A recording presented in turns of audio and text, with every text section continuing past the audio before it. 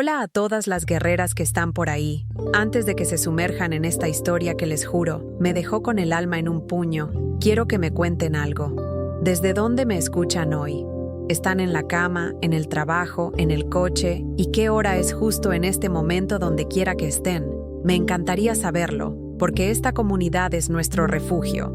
Si lo que están a punto de escuchar les resuena, si alguna vez sintieron esa punzada de duda o esa traición que te congela la sangre, por favor, no duden en darle like a este video.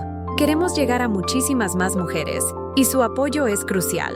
Suscríbanse al canal si aún no lo han hecho. Estamos cerca de nuestra meta de 1000 suscriptoras, y cada una de ustedes cuenta. Dejen sus comentarios, sus experiencias, sus consejos. Aquí estamos para apoyarnos. Recuerdo ese día con una nitidez que todavía me revuelve el estómago. Era una tarde de martes.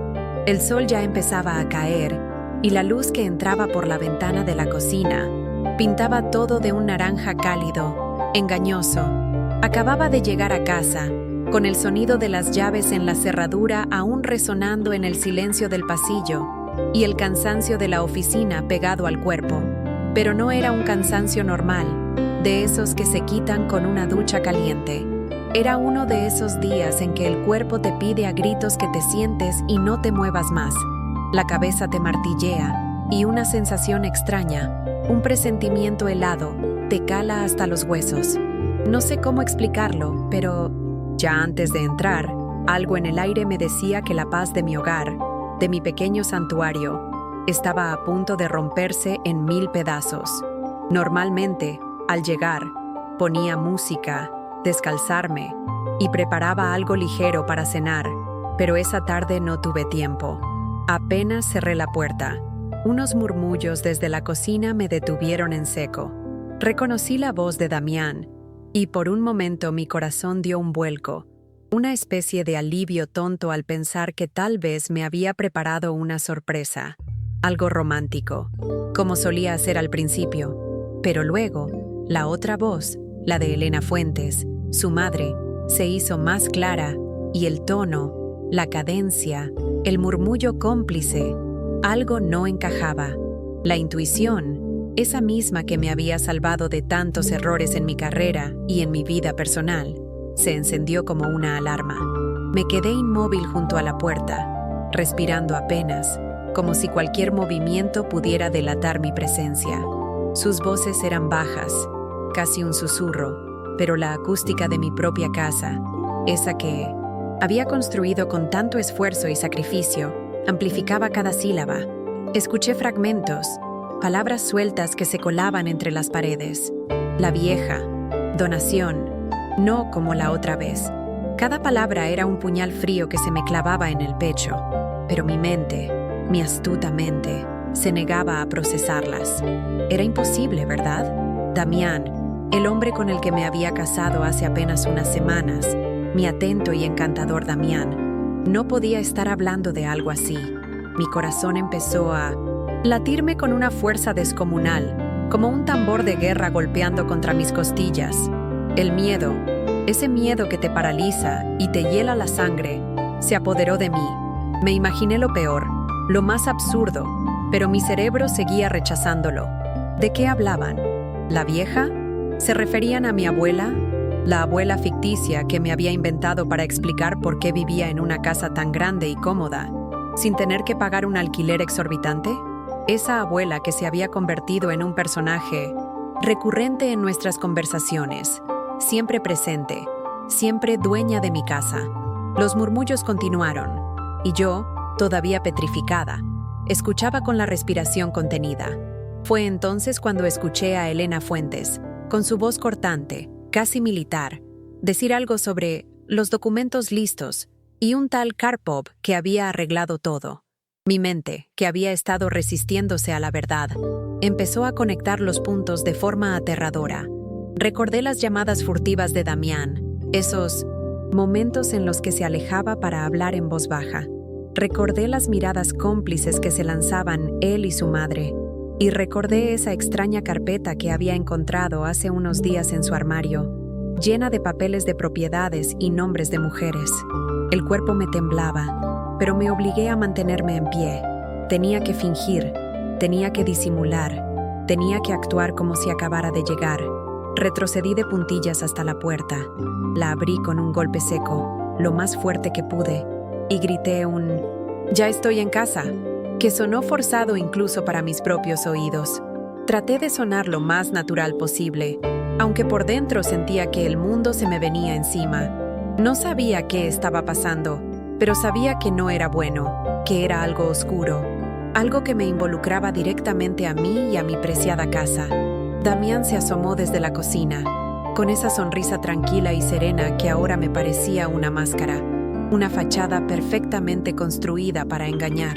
«Tenemos visita», dijo, como si fuera la cosa más normal del mundo. «Mamá vino a traernos unas ensaladas para mañana». Elena Fuentes estaba sentada a la mesa, y en el instante en que me vio, guardó unos papeles en su bolso con una rapidez sospechosa. Su mirada, la forma en que sus ojos se encontraron con los míos, me confirmó lo que mi intuición ya gritaba. Algo muy, muy grave estaba ocurriendo. Ella me miró, con esa sonrisa forzada que ya conocía, y preguntó: «Verónica, ¿estás muy pálida? ¿Te encuentras bien?» Mentí. Por supuesto.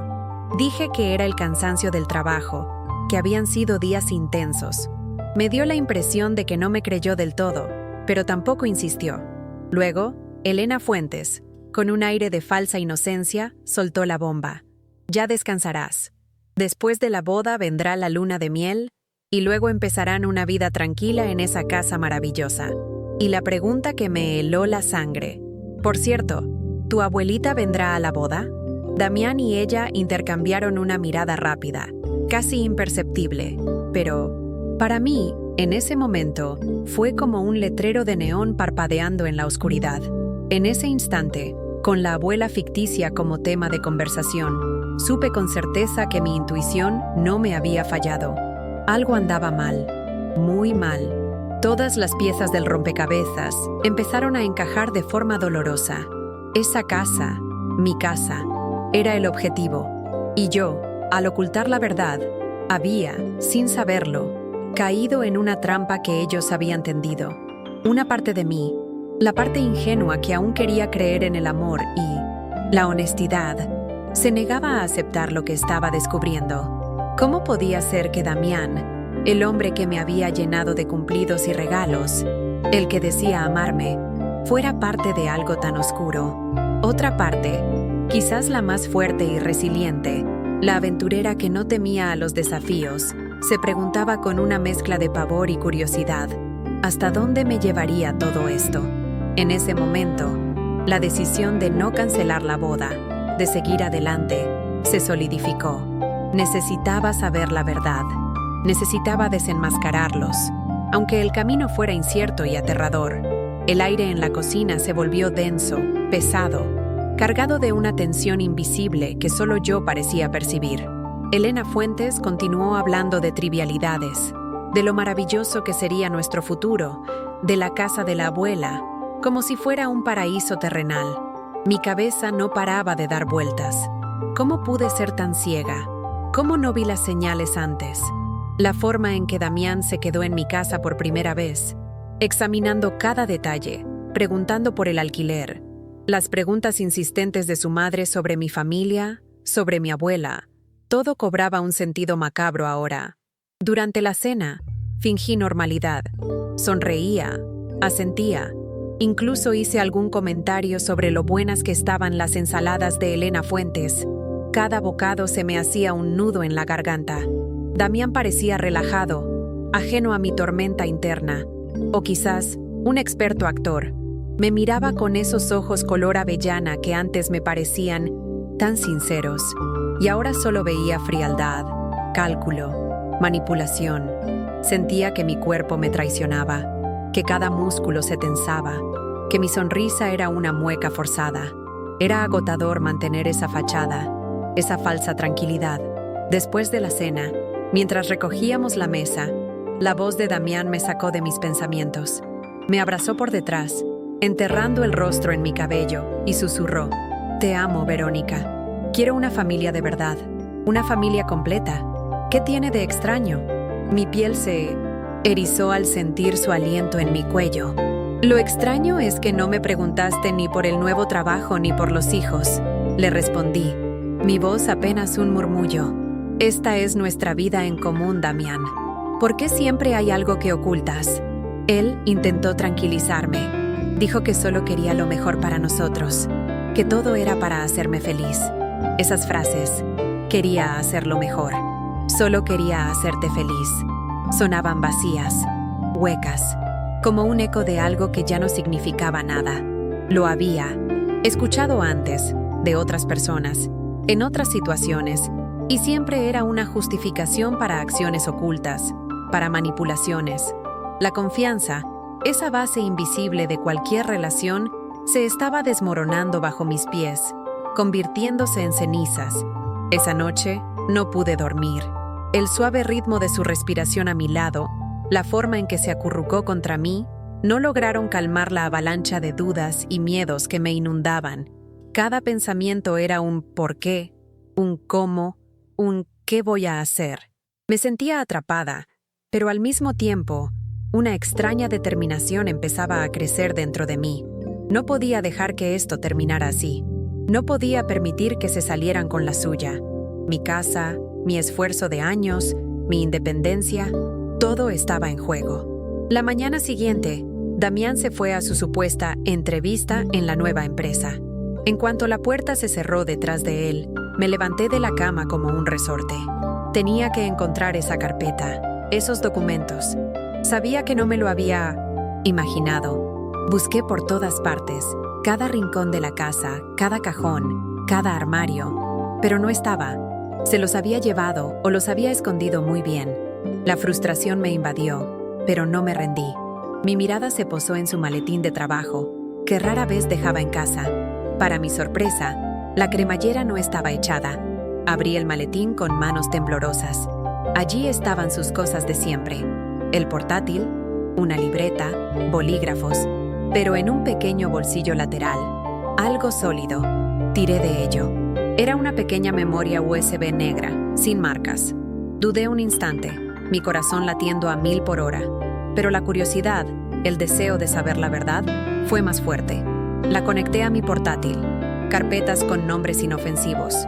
Trabajo, fotos, documentos. Abrí documentos y ahí estaba.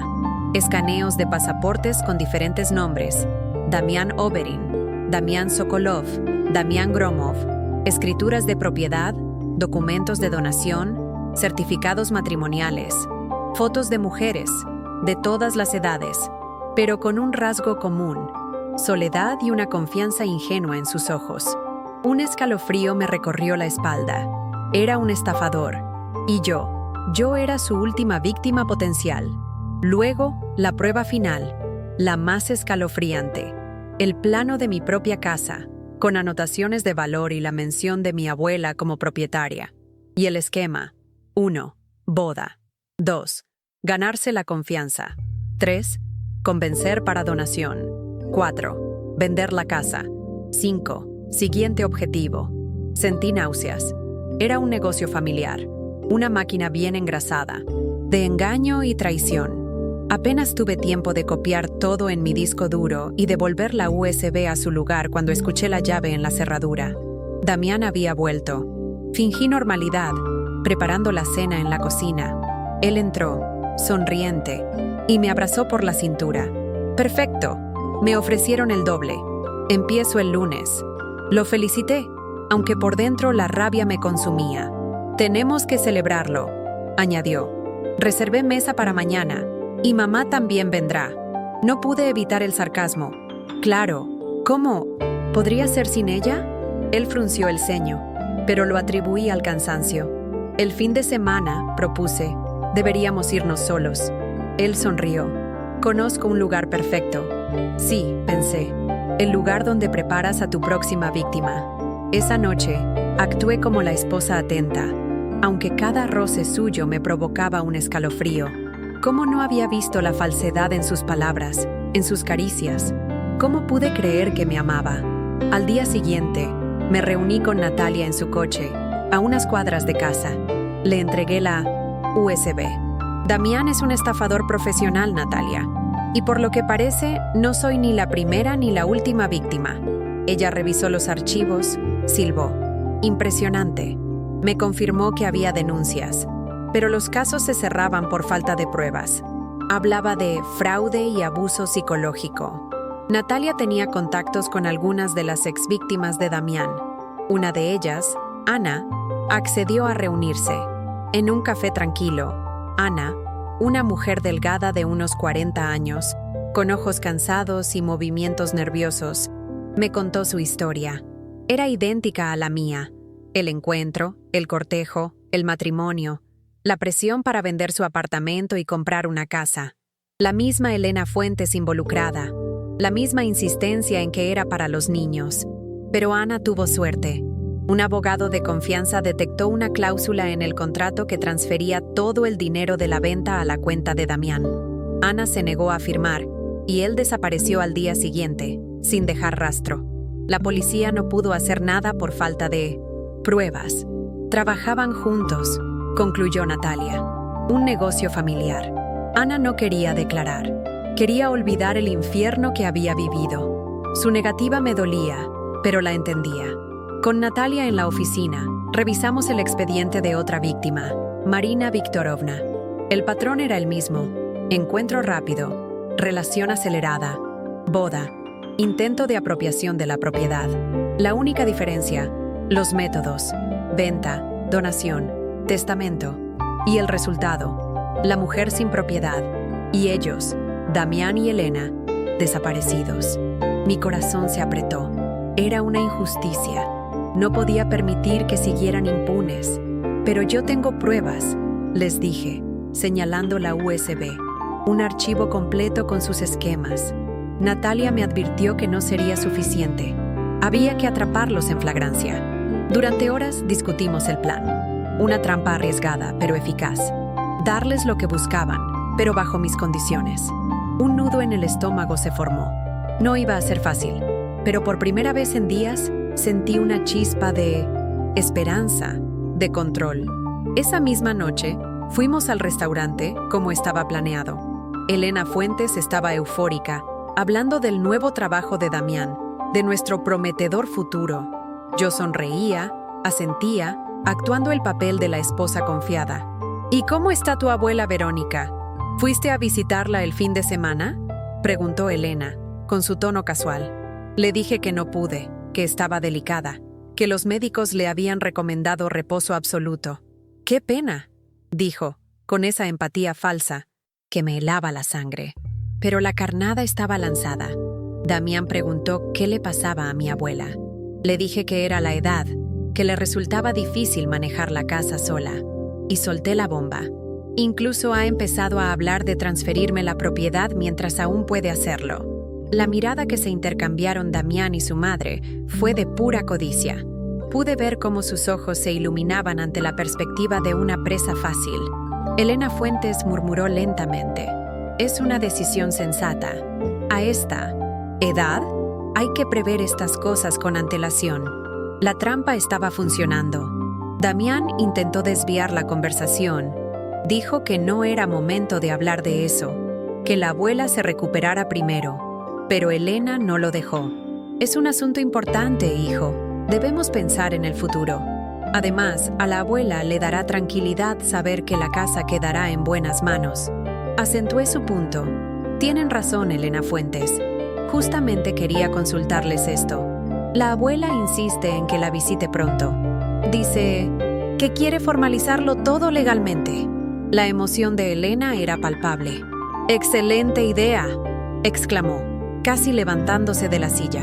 Conozco a un notario que podría ayudar. La ofrecí mi abuela. Era muy tradicional y testaruda.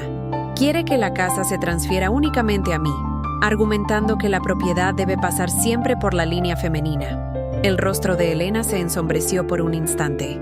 Es algo inusual, pero ahora que tú y Damián son una familia, quizás podrías explicárselo tú misma. Mi corazón latía con fuerza. Estaban cayendo en la trampa. Me negué, insistiendo en la terquedad de mi abuela. Madre e hijo se miraron de nuevo. Casi pude sentir cómo recalculaban su estrategia. Bueno, entonces lo principal es que la casa permanezca en la familia. Lo demás lo resolveremos después, dijo finalmente Elena Fuentes. Sabía que no sería de la manera en que ellos planeaban.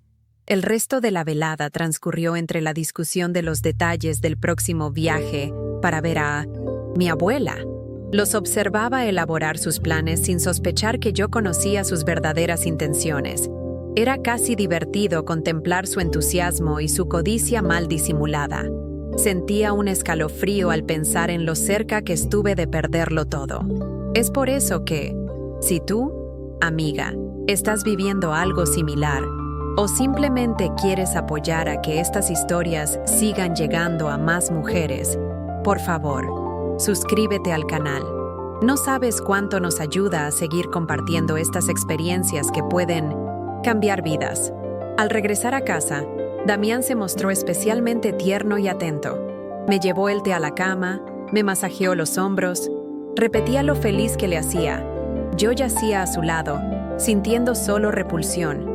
Al día siguiente, llamé a Natalia para contarle el plan. ¿Estás segura?, me preguntó, su voz denotando preocupación. Puede ser peligroso. Tengo todo bajo control, le respondí, mi voz más firme de lo que me sentía. Lo importante es que tú y tus colegas estén presentes en el momento adecuado. Estaremos allí, me aseguró, pero aún así me preocupa. Son estafadores profesionales y podrían sospechar algo. Confía en mí, sé lo que hago. La adrenalina me corría por las venas. Los 2 días siguientes los dediqué a preparar la trampa. Contraté a una actriz de edad avanzada para que interpretara el papel de mi abuela, Nuria Morales. Coordiné con un notario de verdad, Igor Valentinovic, para que colaborara. Y Natalia, mi ángel de la guarda, organizó un equipo policial que estaría presente durante la entrega de los documentos. El fin de semana, el plan estaba listo. Le dije a Damián que íbamos a visitar a mi abuela en las afueras, pero en realidad nos dirigíamos a una casa alquilada por un día, donde ya nos esperaban la abuela y el notario. Elena Fuentes, como esperábamos, insistió en acompañarnos. Trajo consigo a su propio notario, un hombre calvo con manos sudorosas y mirada inquieta, que de inmediato supe que era un testaferro, un cómplice. Este es Víctor Andreyevich, lo presentó Elena, un abogado experimentado que nos ayudará con la formalización de todos los documentos. Al llegar a la casa, un pequeño chalet de un solo piso rodeado de un jardín, un lugar perfecto para una persona mayor, Elena murmuró, «Qué casita tan acogedora, pero seguro que necesita reparaciones. ¿Tu abuela puede encargarse de cuidarla?»